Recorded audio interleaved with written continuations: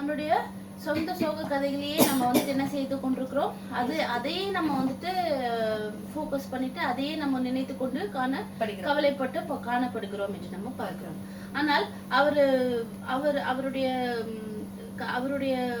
சிறகுகளுக்கு கீழே இருக்கிற ஒவ்வொரு பிள்ளைகளுக்கும் ஆண்டவர் எதை தருகிறார்? அவருடைய அனுகூலத்தை தருகிற தேவனா இருக்கிறார். அதை பெற்றுக்கொள்வது யாருடையதாக இருக்கிறது? நம்மளுடையதாக இருக்கிறது என்று பார்க்கிறோம். ஆண்டவர் ஆபிரகாமுக்கு ஆதியாகமம் 12:2 என்ன சொல்லியிருக்கிறார்?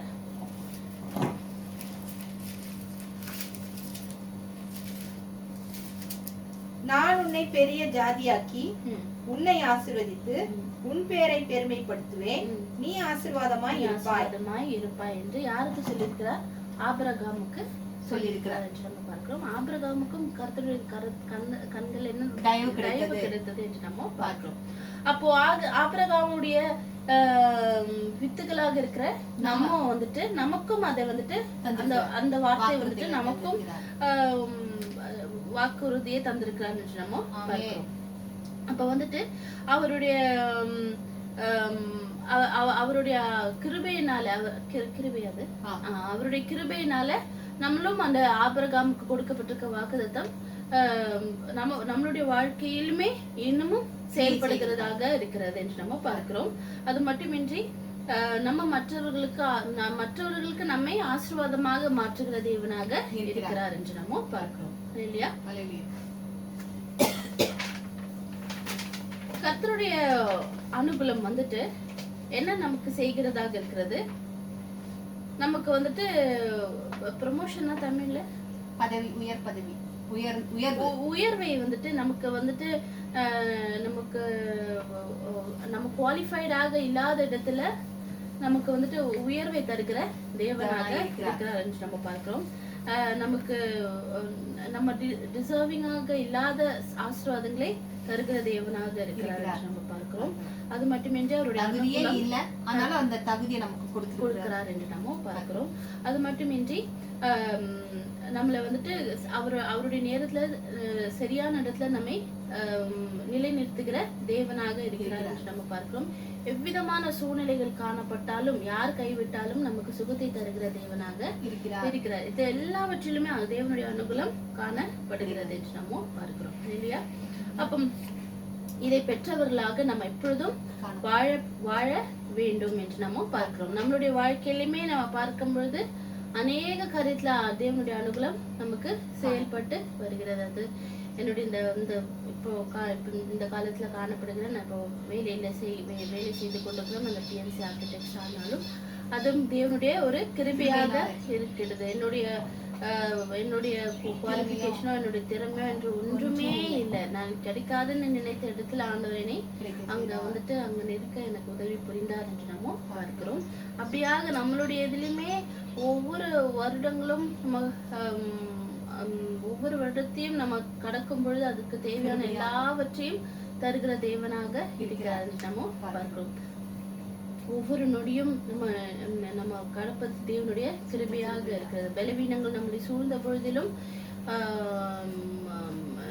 என்ன செய்ய போகிறோம் என்று நம்ம கலங்கிற நேரத்திலும் அப்பக்கு அந்த இடுப்பு வலி வந்த பொழுதிலும் எப்படி சரியாகும் என்று நிறுத்த பொழுதிலும் அந்த இடத்துலயுமே செயல்பட்டது தேவனுடைய அனுகூலமாக இருக்கிறது என்று நம்ம பார்க்கிறோம் இல்லையா?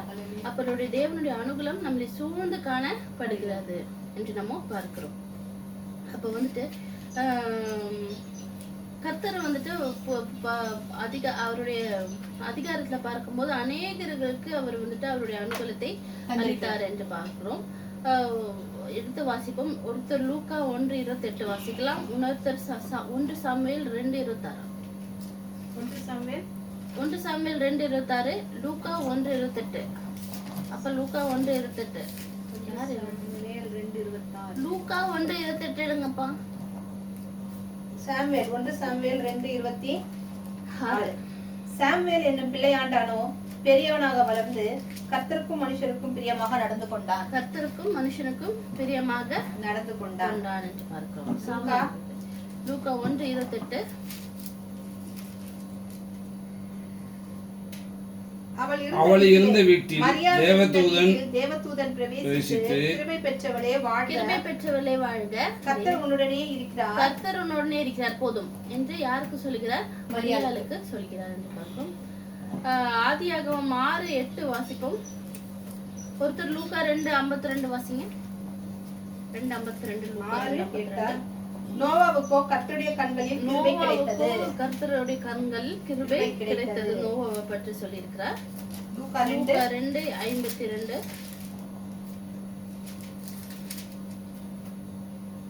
இயேசுவானவர் ஞானத்திலும் வளர்த்தியிலும் தேவ கிருபையிலும் மனுஷர் தயவிலும் அதிகமாக விருத்தி அடைந்தார் என்று இயேசு கிறிஸ்துவை பற்றியும் பார்க்கிறோம். அப்போ மரியாள், சாமுவேல், நோவா, இயேசு கிறிஸ்து பற்றி நம்ம பார்க்கிறோம். ஒவ்வொருவரும் வந்துட்டு என்ன செய்ய கிருபையினால அவர்கள் நிறைந்திருக்கிறது பார்க்கிறோம். ஆதியாகமம் 39:4 அதே 39:21 4:21. யோசேப்பினிடத்தில் தயவு வைத்து அவனை தனக்கு ஊழியக்காரனும் தன் வீட்டுக்கு விசாரணைக்காரனும் ஆக்கி தனக்கு உண்டான யாவற்றையும் அவர் கையில் ஒப்புவித்தார். பார்வோன். அதே 21.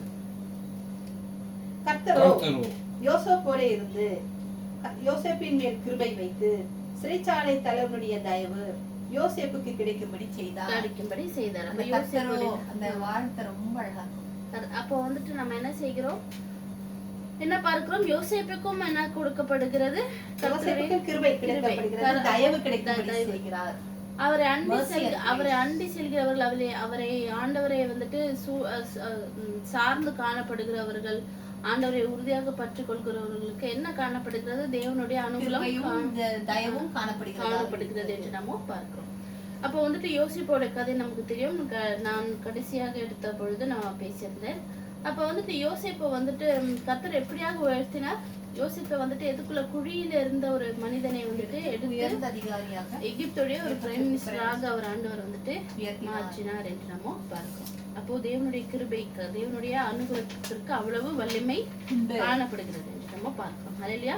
ஆனால் அவருடைய அனுகூலம் எல்லாருக்கும் கிடைக்காது. அவரை சார்ந்து இருக்கிறவர்களுக்கு மட்டும் தான் வந்துட்டு அது காணப்படுகிறது. உண்மையாய் தன்னை சார்ந்து இருக்கிறவங்க யாரு கர்த்தருக்கு நல்லாவே காணப்படுகிறதாக இருக்கிறது என்று நம்ம பார்க்கிறோம்.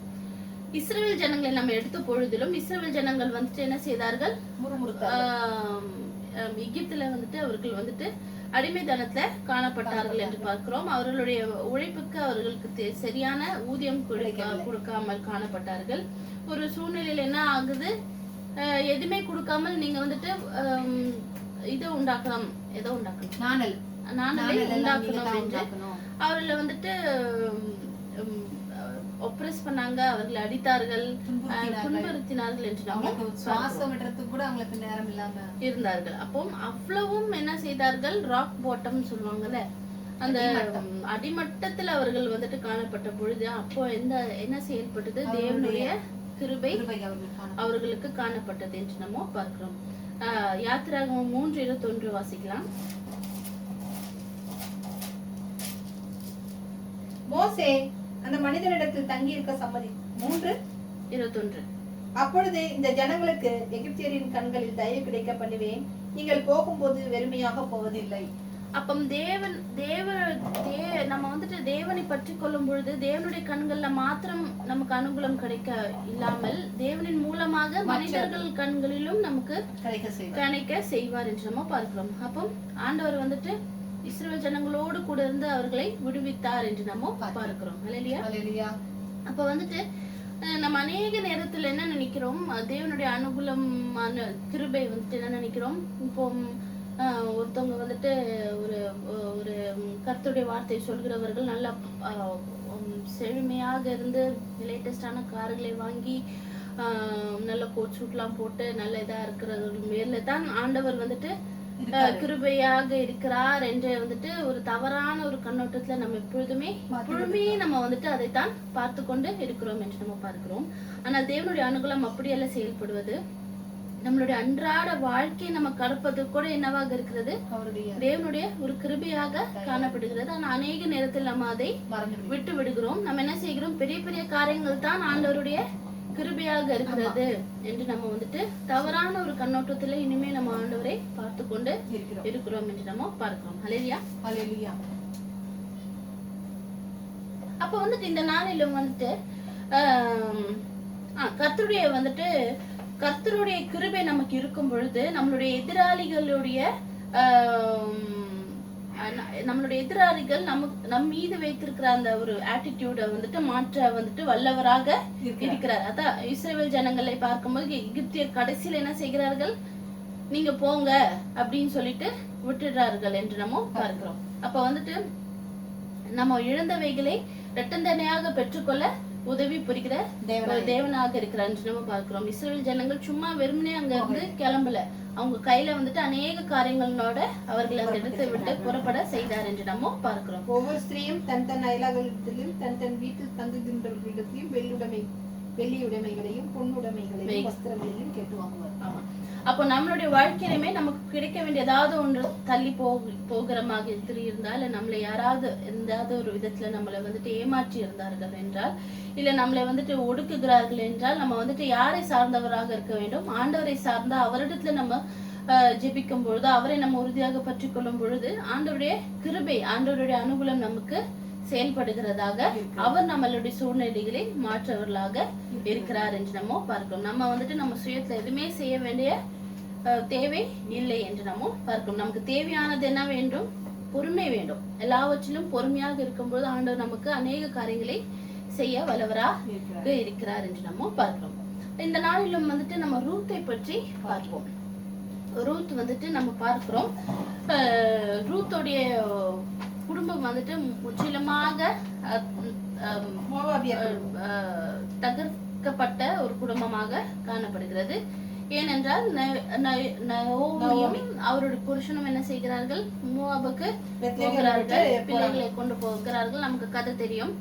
அப்ப வந்துட்டு என்ன ஆகுறாங்க, எல்லாருமே இறந்து போயிடுறாங்க. அந்த குடும்பத்துல இருக்கிற ஆம்பளைங்க இறந்து போயிடுறாங்க. அப்ப நயோமி என்ன செய்யறாங்க, 2 மருமகள் கிட்டே நீங்க வந்துட்டு உங்க அம்மா வீட்டுக்கு போங்கன்னு சொல்லும் போது ரூத் வந்துட்டு போகாம என்ன செய்கிறாரு, பிடித்துக் கொள்கிறார் என்று நம்ம பார்க்கிறோம். உங்க தெய்வம் தான் என்னுடைய தெய்வம் என்று வந்துட்டு அப்போ நயோமிக்குமே பார்க்கும் பொழுது என்ன ஆகுறது, அடிமட்ட இதுல வந்துட்டு வரைக்கும் இப்ப அவங்க போயிட்டாங்க. இப்ப அவங்களுக்கு எதுவுமே கிடையாது. இனி திரும்பி சென்று என்ன செய்ய போறாங்க என்னதுன்னே தெரியாது. அப்படியாக இருந்த சூழ்நிலையிலுமே என்ன செய்கிறார், ஆண்டவருடைய கிருபை காணப்பட்டது என்று நம்ம பார்க்கிறோம். ரூத் 1:14-16 வாசிக்கலாம். அப்பொழுது அவர்கள் சப்தமிட்டு அதிகமாக அழுதார்கள். ஓர்பாள் தன் மாமியை முத்தமிட்டு போனாள். ரூத்தோ அவளை விடாமல் பற்றி கொண்டாள். அப்பொழுது நவோமி, இதோ உன் சகோதரி தன் ஜனங்களிடத்துக்கும் தன் தேவர்களிடத்துக்கும் திரும்பி போய்விட்டாளே, நீயும் உன் சகோதரரின் பின்னே திரும்பி போ என்றாள். அதற்கு ரூத்து, நான் உம்மை பின்பற்றாமல் உம்மை விட்டு திரும்பி போவதை குறித்து என்னோடு பேச வேண்டாம். நீர் போகும் இடத்திற்கு நானும் வருவேன். நீர் தங்கும் இடத்திலே நானும் தங்குவேன். உம்முடைய ஜனம் என்னுடைய ஜனம், உம்முடைய தேவன் என்னுடைய தேவன் என்று ரூத்தோட இதுல நம்ம பார்க்கும் பொழுது, ரூத்தோட இருதயத்தை பார்க்கும் பொழுது ஒரு லாயல்ட்டி நிறைந்த ஒரு இருதயமாக காணப்பட்டது. யாருக்குமே அது வந்துட்டு எல்லாருக்கும் சுலபமாக கிடைக்காத ஒரு காரியமாக இருக்கிறது என்று நம்ம பார்க்கிறோம். ரூத் என்ன சொல்கிறாங்க, நான் உங்களை விட்டு போல, நீங்க எங்க போறீங்களோ அங்கதான் நானும் வரேன் என்று சொன்னார் என்று நம்ம பார்க்கிறோம்.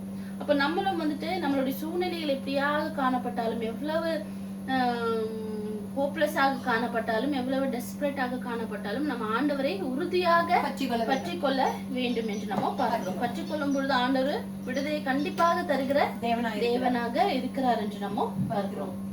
அப்ப ரூத்தும் நயோமியும் பெத்லஹேமுக்கு செல்கிறார்கள் என்று நம்ம பார்க்கிறோம். அப்ப வந்துட்டு அவர்கள் மீது என்ன காணப்பட்டது, அன்டிசர்விங்கான கர்த்தருடைய அனுகூலம் அவர் மேல காணப்பட்டது என்று நம்ம பார்க்கிறோம். ரூத் 2:1-2 வாசிக்கிறீங்களா? 2:1 நகோமிக்கு அவருடைய புருஷனாகிய எலிமெலேக்கின் உறவின் முறையில் போவாஸ் என்னும் பேருள்ள மிகுந்த ஆஸ்திக்காரனாகிய நத்தான் ஒருவர் இருந்தார். மோவாபிய ஸ்திரீயான ரூத் என்பவள் நகோமியை பார்த்து, நான் வயல்வெளிக்கு போய் யாருடைய கண்களில் எனக்கு தயை கிடைக்குமோ அவர் பிறகே கதிர்களை பொறுக்கி கொண்டு வருகிறேன் என்றாள். அதற்கு இவள், என் மகளே போ என்றாள். அப்ப நம்ம வந்துட்டு ரூத்துக்கு வந்துட்டு என்னது, ரூத் வந்துட்டு அவங்க மாமியாரை விடாம இந்த குடும்பம் தான் என்னுடைய குடும்பம் அப்படின்னு சொல்லிட்டு அவங்க வந்துட்டு கூட நாமி கூடயே இருக்கிறார்கள் என்று நம்ம பார்க்கிறோம். அது மட்டுமின்றி அவருங்க என்ன சொல்றாங்க, நயமி எனக்கு இதுல என்ன சொன்னாங்க, நான் வயல்வெளிக்கு போய் யாருடைய கண்களில் எனக்கு தயவு கிடைக்குமோ, யார் கண்களில் எனக்கு தயவு கிடைக்குமோ. அப்ப அங்க வந்துட்டு நம்ம என்ன பாக்குறோம்னா, ரூத்துமே வந்துட்டு அந்த ஒரு கர்த்தருடைய அனுகூலம் நிறைந்த ஒரு மனதுடன் அவர்கள் ரூத் வந்துட்டு செயல்பட்டார்கள். அதாவது ஃபேவர்ட் மைண்ட் அந்த ஒரு கண்ணோட்டத்துல தான் ரூத் வந்துட்டு எல்லாவற்றிலும் செயல்பட்டார்கள் என்று பார்க்கிறோம். அப்ப அப்படி இருக்கும் பொழுது என்னது, போவாசை காண்கிறார்கள் என்று நம்ம பார்க்கிறோம். போவாஸ் அதுக்கப்புறம் அவர்களை வந்துட்டு என்ன செய்கிறார்கள், திருமணம் செய்து கொள்கிறார்கள். அந்த கதையெல்லாம் நமக்கு தெரியும். அப்போ ரூத்து கிட்ட இருந்து படிக்க வேண்டிய ஒரு முக்கியமான காரியம் என்னவாக இருக்கிறது, ரூத் வந்துட்டு லாயல்டி நிறைந்தவராக காணப்பட்டார்கள் என்று நம்ம பார்க்கிறோம். அது மட்டுமின்றி அவர்கள் வந்துட்டு ஃபேவர்ட் மைண்டாகவே குணசாலியாக இருந்தார்கள். இரண்டாவது ஃபேவர்ட் மைண்டாக இருந்தார்கள் என்று நம்ம பார்க்கிறோம். அப்போ வந்துட்டு நம்ம வந்துட்டு தேவனுடைய அனுகூலம், தேவனுடைய கிருபை பெற்ற நமக்கு என்ன வந்துட்டு செயல்படும், நம்மளை வந்துட்டு notice allows you to be noticed. அப்படின்னா தமிழ்ல நம்மளை உற்று நோக்கும்படியாக செய்வார். இப்போ போஸ் வந்துட்டு என்ன செய்தாரு, அவங்க வந்திருக்காங்கன்னு அப்படி வந்துட்டு அவர்கள் நோட்டீஸ் பண்ண வைத்தார், ஆண்டவர் வைத்தார் என்று நம்ம பார்க்கிறோம். அப்படியாக நம்மளுடைய சூழ்நிலையிலுமே நம்ம வந்துட்டு நம்ம நினைக்கலாம், யாரும் நம்மளை பார்க்கலையே அப்படின்னு என்று நம்ம பார்க்கலாம். யார் மூலமாவது ஆண்டவர் நம்மளை வந்துட்டு நம்மளை நோட்டீஸ் பண்ண வைப்பார், அவர் கிருபை இருக்கும் பொழுது என்று நம்ம பார்க்கிறோம். அது மட்டுமின்றி தக்க சமயத்துல தக்க இடத்துல ஆண்டவர் நம்மளை நிற்பார் என்று நம்ம பார்க்கிறோம். அது முதலாவது என்ன சொன்னேன்,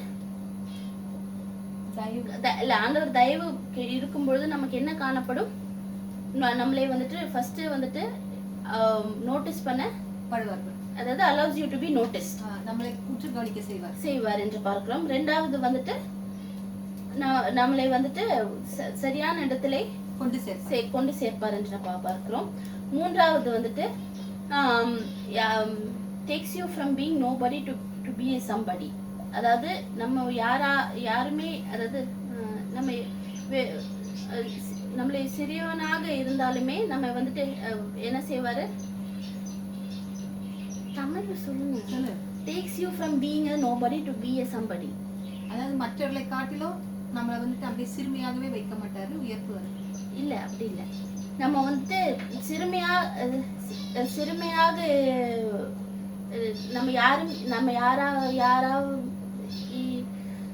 யாருமே நம்ம நோபடியாக இருந்தாலும், நம்ம நினைக்காத இருந்தாலும், நம்ம ஒன்றுமே இல்லாதவர்களா இருந்தாலும், நம்ம அப்படி இல்ல, பொருட்டே இல்ல, அதாவது நம்ம அல்ல இருங்க, நம்ம ஹீரோவாக இருந்தாலும் நம்மளே ஹீரோவாக, அதான் சொன்னேன், இல்லாதவர்களாக இருந்தாலும் நம்மள வந்துட்டு நம்மளை நம்மளே ஹீரோவாக மாற்றுகிற தேவனாக இருக்கிறார் என்று நம்ம பார்க்கிறோம். நம்ம வந்துட்டு நமக்கு வந்துட்டு யாருமே இல்லை என்று நம்ம நினைக்கும் பொழுதிலும் யார் மூலமாவது அவர் வந்துட்டு அன்பை காண்பிக்கிறவர்களை நமக்கு காண்பித்து கொடுப்பார் என்று நம்ம பார்க்கிறோம். நான்காவது நம்மளை அவருடைய அனுகூலம், அவருடைய கிருபையானது நம்மளை பாதுகாக்கிறதாக இருக்கிறது. ஐந்தாவது நமக்கு போஷிக்கிற, அவர் நமக்கு வந்துட்டு போஷிப்பார் என்று நம்ம பார்க்கிறோம். நம்மளை பாதுகாப்பார் என்று என்பதற்கு ரூத் 2:9 வாசிக்கலாம். அவர்கள் அறுப்பறுக்கும் வயலை நீ பார்த்து அவர்கள் பிறகே போ, ஒருவரும் உன்னை தொடாதபடிக்கு வேலைக்காரருக்கு கட்டளையிட்டிருக்கிறேன். உனக்கு தாகம் எடுத்தால் தண்ணீர் குடங்கள் அண்டைக்கு போய் வேலைக்காரர் கொண்டு போகின்றதிலே குடிக்கலாம் என்றார்.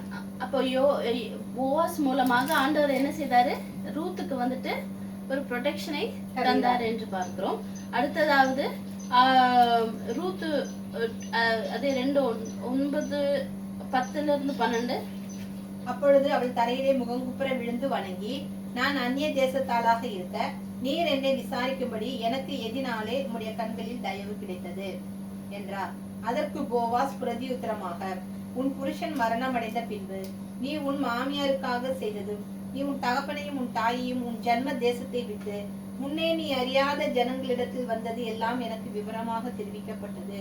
உன் செய்கைக்கு தக்க பலனை கர்த்தர் உனக்கு கட்டளையிடுவாராக. இஸ்ரவேலின் தேவனாகிய கர்த்தருடைய செட்டைகளின் கீழ் அடைக்கலமாய் வந்த உனக்கு அவராலே நிறைவான பலன் கிடைப்பதாக என்றார். அப்ப கர்த்தருடைய அனுகூலம் வந்துட்டு என்ன நமக்கு தருகிறதாக இருக்கு, நமக்கு வந்துட்டு நம்ம எழுந்ததை பலனை தருகிறதா இருக்கிறது, பலனை தருகிறதாக இருக்கிறது, நம்ம எழுந்ததை தருகிறதாக இருக்கிறது என்று நம்ம பார்க்கிறோம். அடுத்ததாவது நம்மளுடைய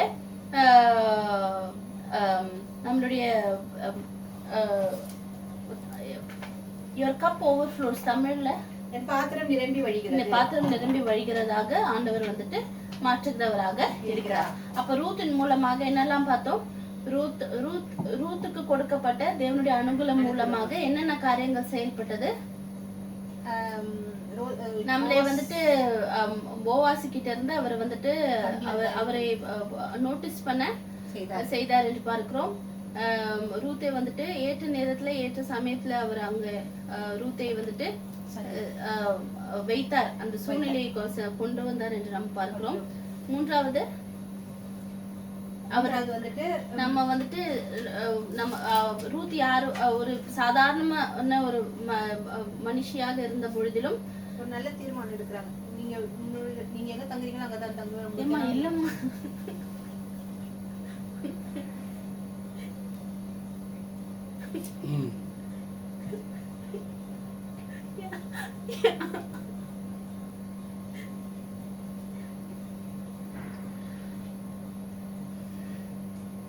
மூன்றாவது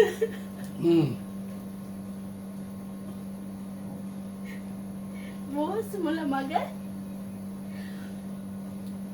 அவருக்கு வந்துட்டு என்ன கேட்க, அவ ரூத் மேல வந்துட்டு ஒரு கைண்ட்னஸ் கொடுப்பதற்காக, அதாவது ரூத் வந்துட்டு ஒரு ஒரு ஒரு யாருமே இல்லாத ஒரு மனுஷியாக இருந்த பொழுதிலும் அவரையும் உயர்த்தினார் என்று நம்ம பார்க்கிறோம். நான்காவது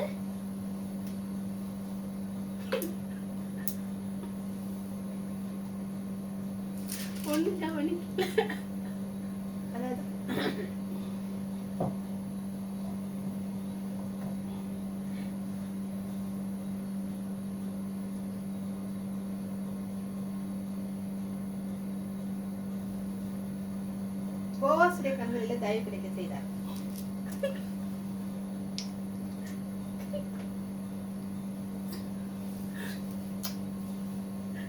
இவ்வளவு நேரம் கஷ்டம். நான்காவது ஆண்டவர் அனுகூலம் மூலமாக போவாசின் மூலமாக அனுகூலத்தின் காரணமாக போவாஸ் மூலமாக ரூத்துக்கு என்ன கொடுக்கப்பட்டது? ப்ரொடெக்ஷனை கொடுத்தார் என்று பார்க்கிறோம். ஐந்தாவது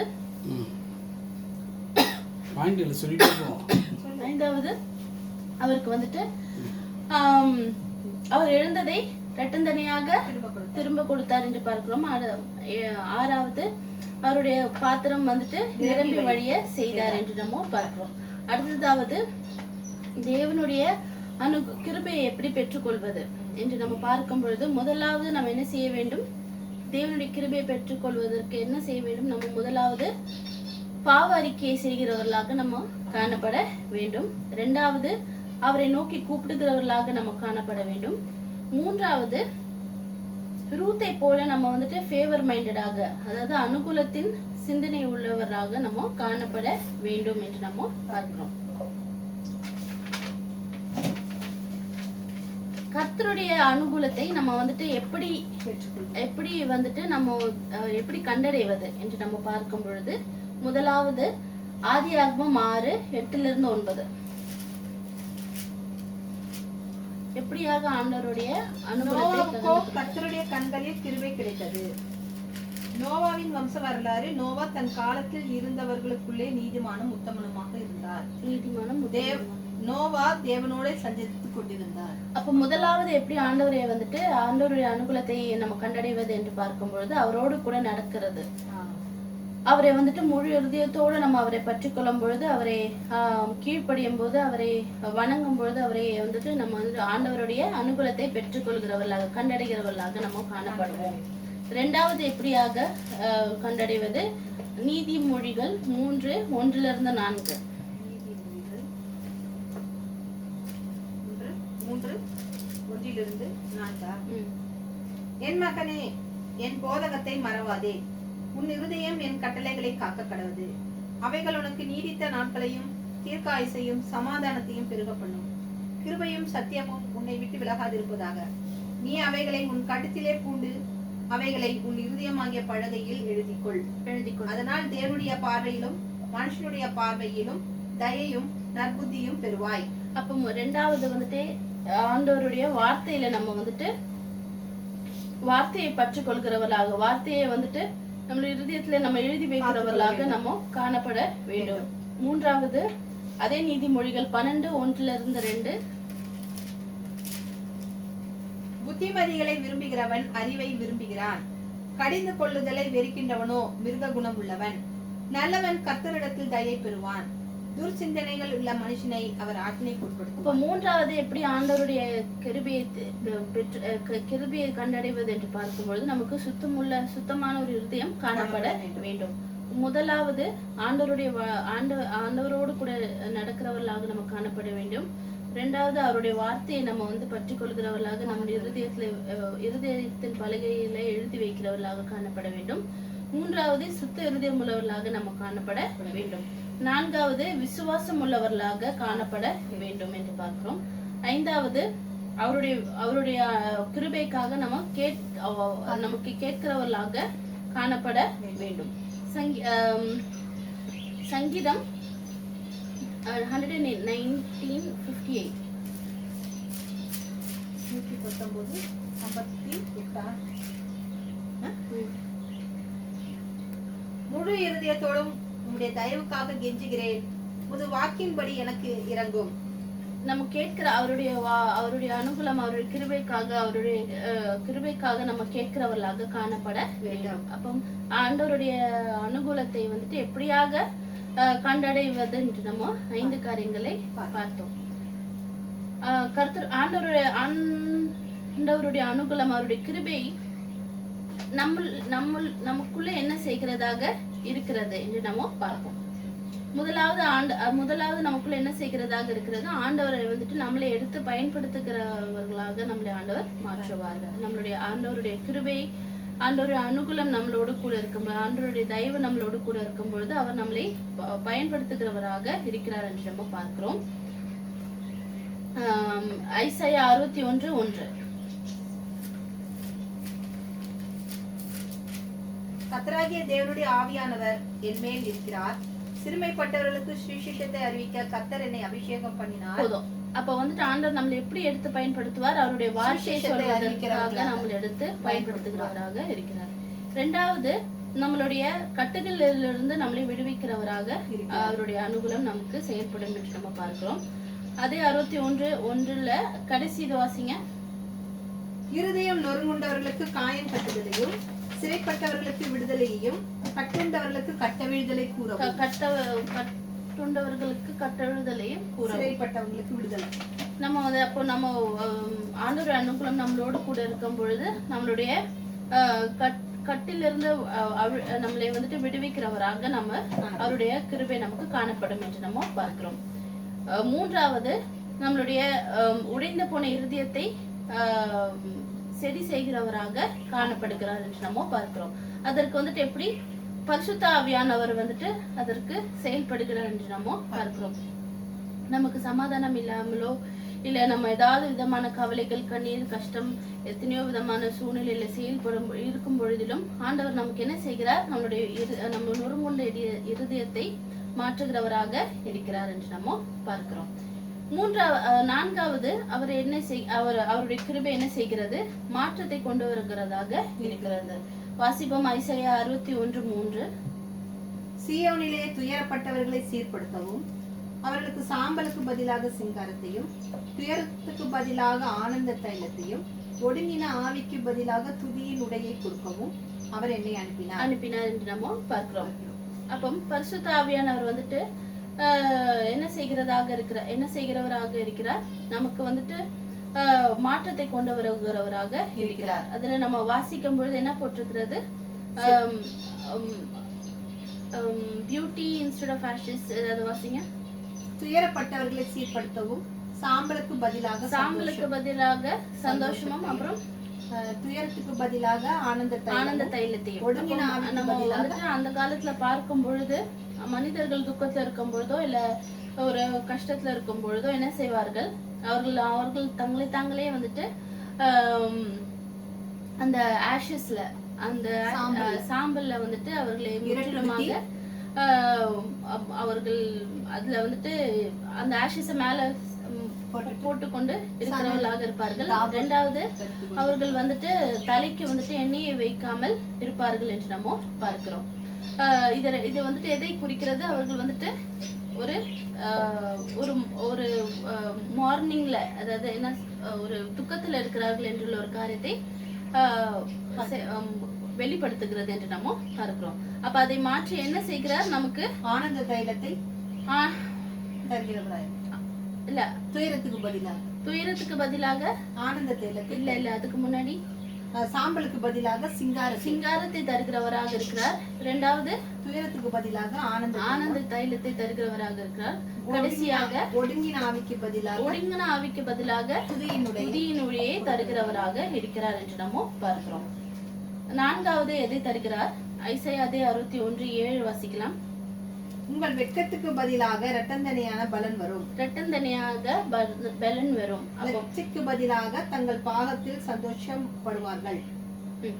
அது நிமித்தம் தங்கள் தேசத்தில் இரட்டிப்பான சுதந்திரம் அடைவார்கள். நித்திய மகிழ்ச்சி அவர்களுக்கு உண்டாகும் என்று நம்ம பார்க்கிறோம். அப்ப நான்காவது, அவருடைய கிருபையின் மூலம் என்ன கிடைக்கிறது, நமக்கு இரட்டந்தனையான ஆசீர்வாதத்தை தருகிறவராக இருக்கிறார் என்று நம்ம பார்க்கிறோம். அப்போ ஆண்டவர் நம்மளை வந்துட்டு முதலாவது அவர் நம்மளை வந்துட்டு உபயோகிக்கிறவராக இருக்கிறார். எப்படி உபயோகிக்கிறார், அவருடைய வார்த்தையை சொல்வதன் மூலமாக அவர் நம்மளை உபயோகிக்கிற தேவனாக இருக்கிறார். இரண்டாவது, நம்மளுடைய கட்டுகள் இருந்து விடுவிக்கிற தேவனாக இருக்கிறார் என்று நம்ம பார்க்கிறோம். மூன்றாவது, நொறுங்கி போன இருதயத்தை கட்டுகிறவராக இருக்கிறார். நான்காவது, மாற்றங்களை கொண்டு வருகிற தேவனாக இருக்கிறார் என்று நம்ம பார்க்கிறோம். ஐந்தாவது, இரட்டந்தனையான ஆசீர்வாதத்தின் மூலமாக நம்மளை பலப்படுத்துகிற தேவனாக இருக்கிறார் என்று நம்ம பார்க்கிறோம்.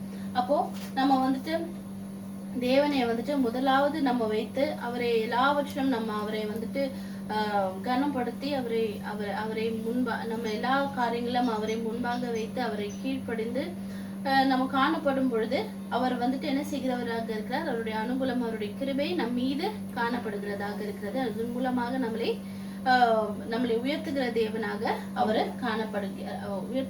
உயர்த்துகிறவராக இருக்கிறார் என்று நம்ம பார்க்கிறோம். அப்போ ஒவ்வொரு நாளும் நம்ம வந்துட்டு என்ன செய்ய வேண்டும்,